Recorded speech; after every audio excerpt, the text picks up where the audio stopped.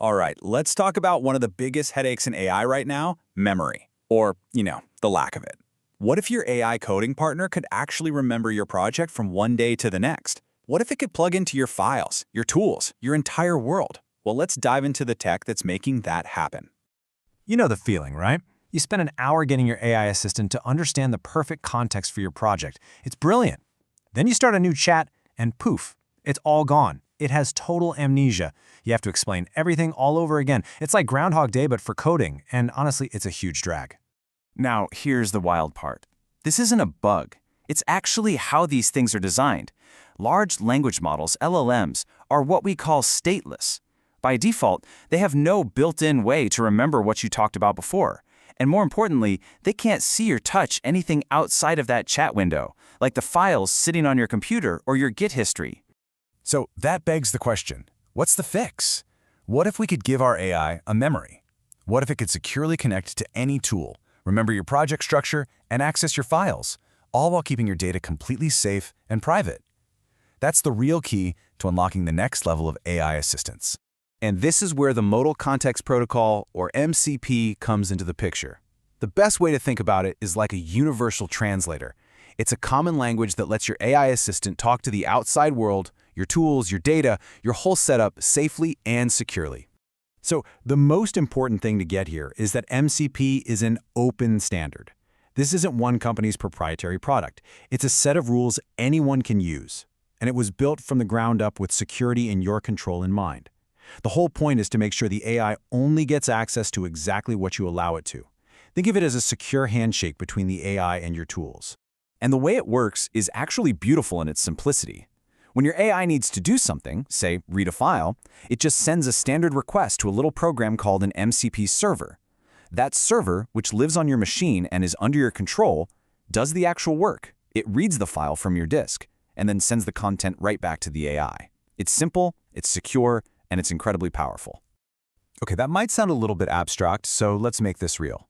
The folks who created MCP also gave us a few core examples. They call them reference servers, just to show what this thing can do right out of the box. So the MCP project itself comes with a few starter packs. There's a file system server, which lets the AI read and write your local files. A Git server, so it can understand your code's history. A fetch server for pulling stuff from the web. And then there's the one we're really here to talk about, the memory server. Right. This one is the real game changer. The memory server is designed to squash that amnesia problem we started with. Its whole purpose is to give your AI what you might call a persistent brain. And the idea here is just so powerful. See, the memory server doesn't just save your old chats. It builds a knowledge graph. It starts to understand the relationships between things, how this file connects to that function, how this concept relates to your project goals, and that context survives. It sticks around. It means the AI gets smarter and smarter about your specific work over time. I mean, just look at the difference here. On the left, that's the AI we're used to. Stateless, forgetful, totally blind to context. But on the right, with an MCP memory server, it becomes stateful. It remembers the important stuff. It's deeply aware of your project's context. It stops having to relearn everything from scratch and actually starts building on its knowledge. But here's where it gets really exciting. Those reference servers, they're just the beginning. Because MCP is an open standard, anyone can build a server for any tool they want. And you know what? That's exactly what people did. We're not talking about some niche idea anymore. This has exploded into a full-blown ecosystem. The real power of MCP is how many people and companies have jumped on board, creating this massive library of tools that your AI can tap into right now. So just to give you a taste of how big this is, let's do a quick tour. Of course, you've got the essentials. There's an official server from GitHub itself. This lets your AI manage repos, check on issues, and even handle pull requests. Your AI becomes a real team member. Then for team collaboration, you've got Atlassian. Imagine your AI pulling up the latest status on a Jira ticket or searching through your Confluence docs to find an answer without you ever having to switch windows.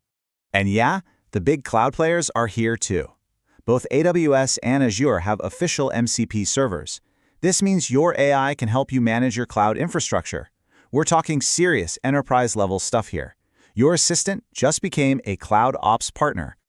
The ecosystem really covers the whole development process. You've got servers for Figma, so the AI understands the design context, and for Docker, so it can help build and manage your containers. It's bridging the gap between design, code, and deployment. I mean, I could stand here all day just listing them off. You've got databases like MongoDB, communication tools like Slack. It's a huge, constantly growing universe of new powers for your AI.